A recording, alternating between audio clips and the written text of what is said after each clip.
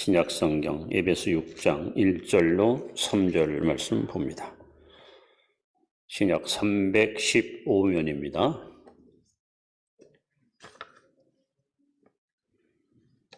(1절로) (3절) 우리 합독합니다. 한 목소리와 함께 읽습니다. 자녀들아, 주 안에서 너희 부모에게 순종하라. 이것이 옳으니라. 내 아버지와 어머니를 공경하라. 이것은 약속이 있는 첫 계명이니 이로써 내가 잘되고 땅에서 장수하리라. 아멘.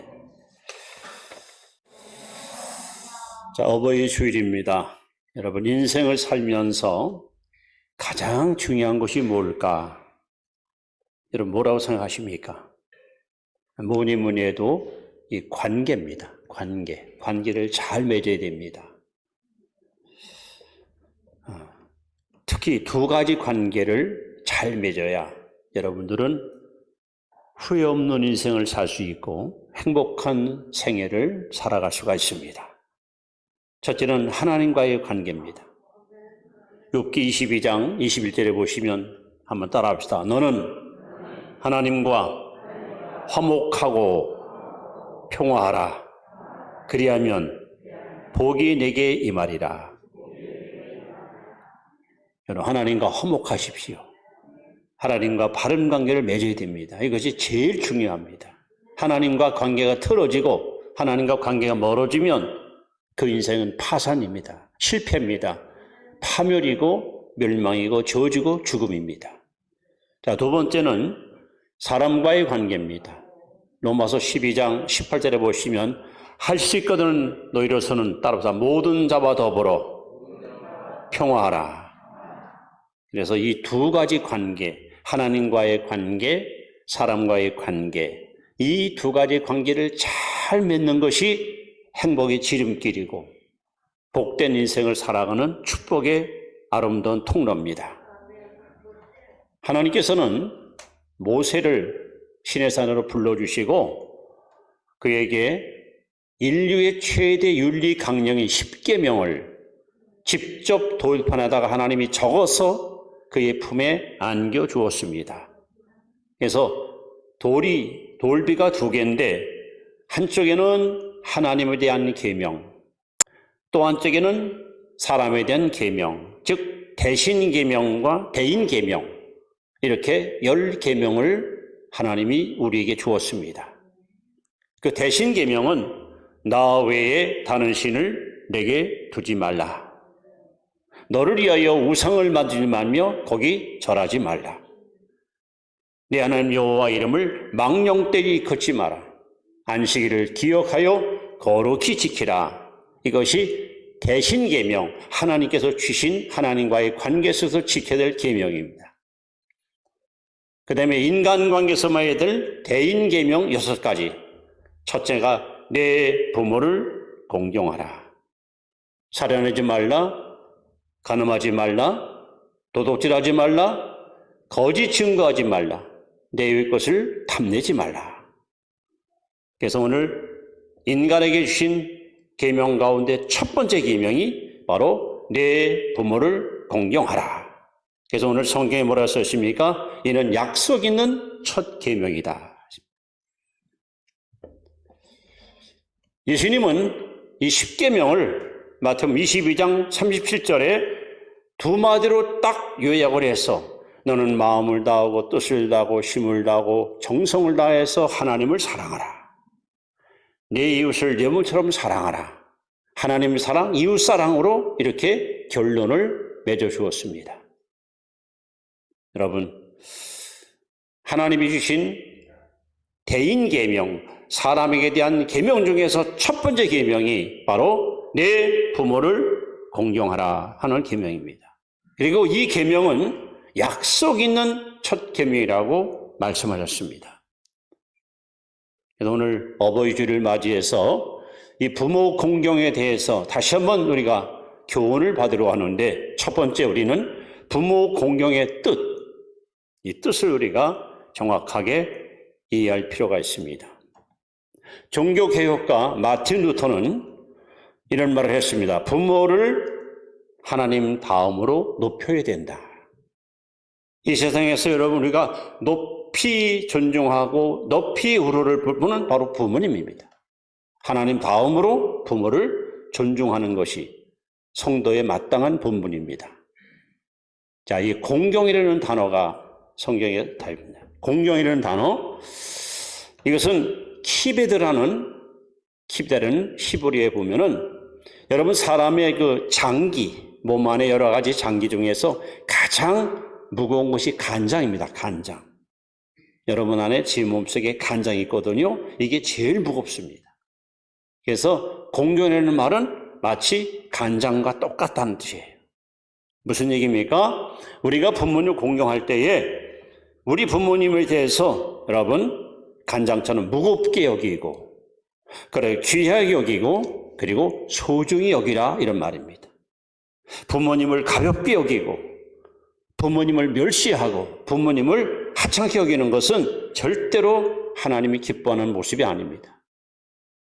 그래서 구체적으로 부모 공경에서 공경의 뜻이 뭘까? 성경에 4가지로 말씀합니다. 첫째는 경외하라. 경외하라. 다시 말하면 받들어 사랑하라. 아까 예수님 말씀했잖아요. 10계명을 둘로 요약해서 하나님 사랑, 이웃 사랑. 그런데 이웃 사랑의 첫 번째 대상이 누굽니까? 바로 부모님입니다. 그래서 여러분이 부모님을 공경하기를 원한다면 부모님을 경외하십시오. 부모님을 사랑하십시오. 왜? 부모를 통해서 우리가 생명을 전수받았잖아요. 부모 없이 태어난 사람은 아무도 없잖아요. 그래서 우리는 부모님을 누구보다도 사랑하는 사랑의 마음을 갖고 우리가 효도하는 것이 마땅합니다. 공경한다는 두 번째 뜻은 겸손한 태도를 취하라 이럽니다. 겸손한 태도. 여러분, 내가 좀 똑똑하고 유능해서 많은 업적을 쌓고 많은 성과를 얻었다더라도 내가 잘나서가 아니라 우리 부모님께 영광을 드리는 거야. 부모님 높여드리는 거예요. 제가 아니고요. 저희 아버님의 가르침이 저를 이렇게 만들었습니다. 저희 어머님의 기도가 저를 이렇게 키웠습니다 하고 부모님을 존귀하게 드리는 거예요. 이것이 자녀가 해야 될 도리입니다. 세 번째로 나가는 순종하는 태도, 순종. 여러분, 순종이라는 단어는 잘 듣는다 이런 말이에요.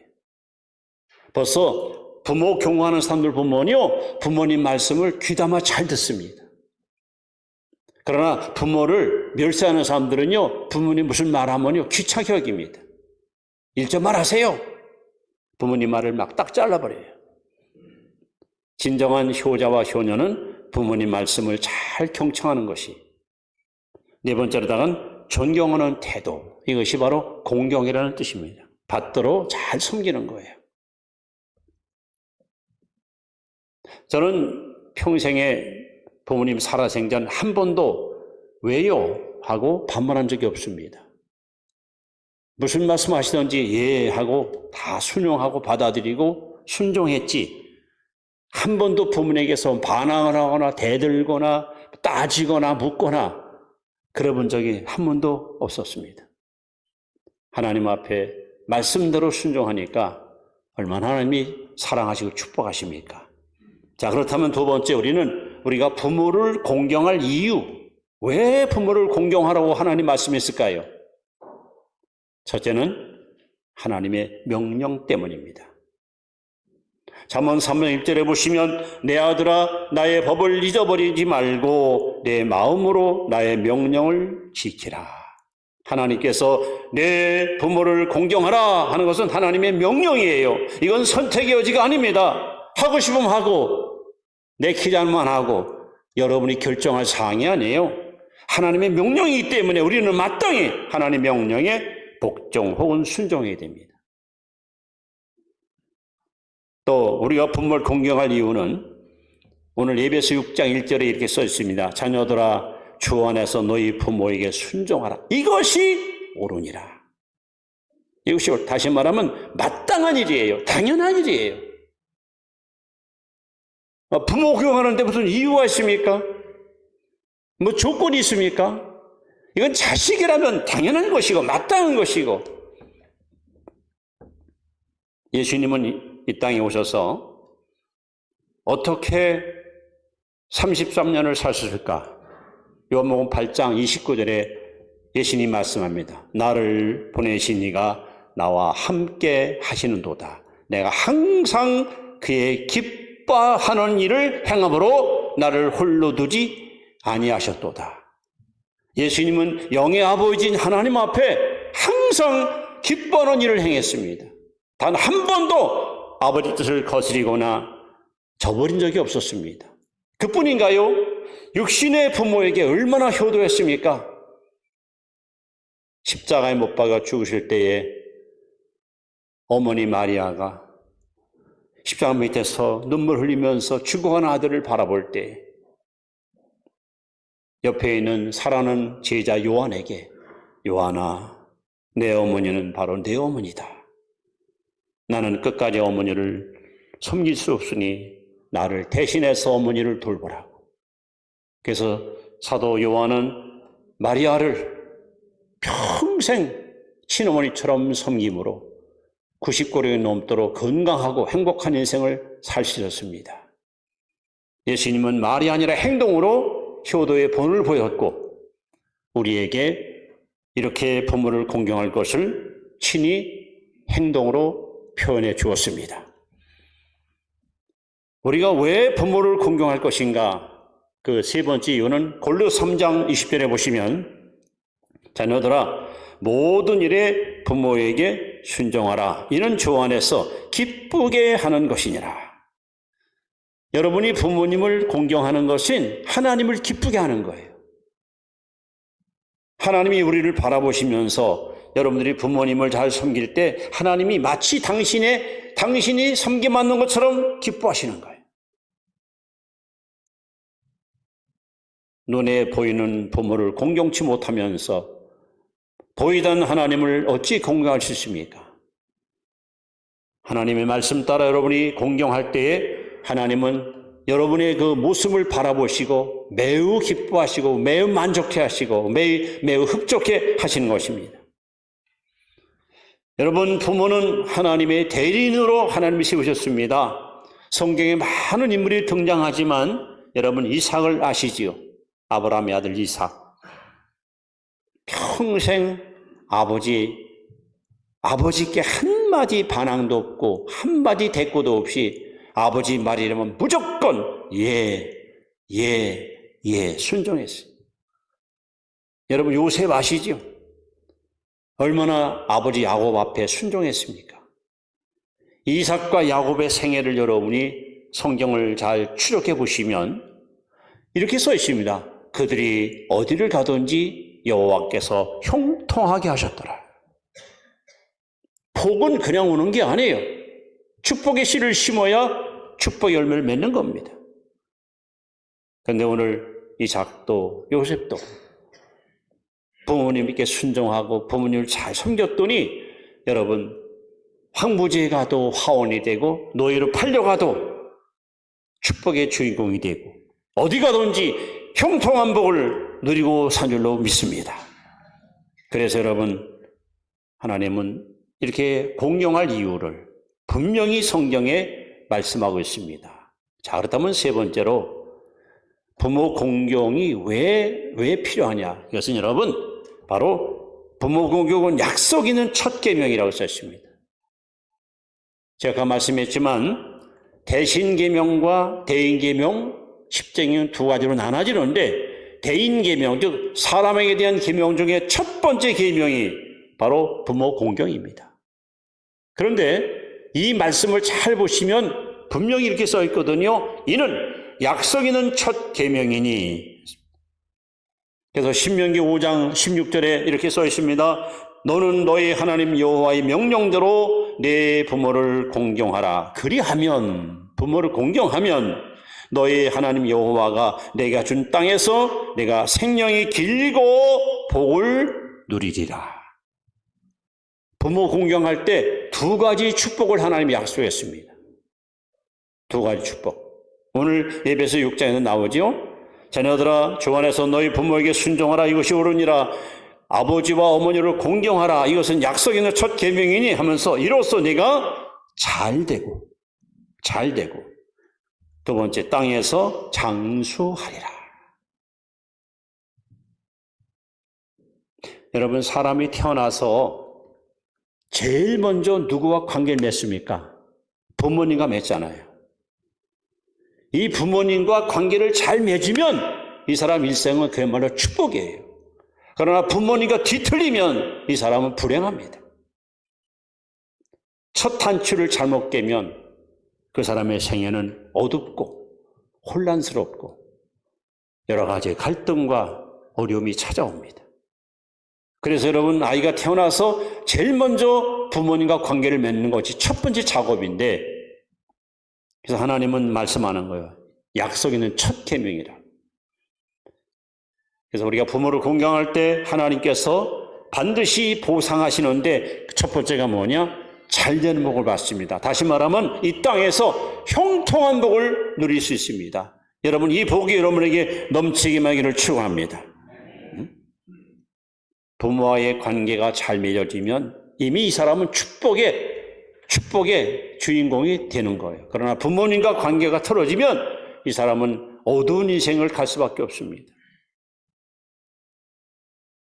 여러분, 주변의 사람들을 한번 잘 보세요. 나이가 50, 60, 70 넘어도 이 마음이 뭐가 뒤틀리고 꼬여있고 부정적이고 사람들과의 관계가 나쁜 사람들이 있습니다. 틀림없이 그 사람은 부모의 관계가 나쁜 거예요. 어디 가든지 사람과 화목하고 이웃에게 행복을 주고 이 사람들한테 뭔가 용기 주는 사람들 보십시오. 부모 관계가 좋은 사람이에요. 하나님은 저와 여러분들이 땅에 사는 동안 잘 되기 원하십니다. 복 받기 원하십니다. 형통하기 원하십니다. 그 비결이 뭐냐? 약속 있는 첫 계명. 부모를 공경할 때 이 복이 반드시 임할 줄로 믿습니다. 두 번째 복이 뭡니까? 내가 땅에서 장수하리라. 장수하리라.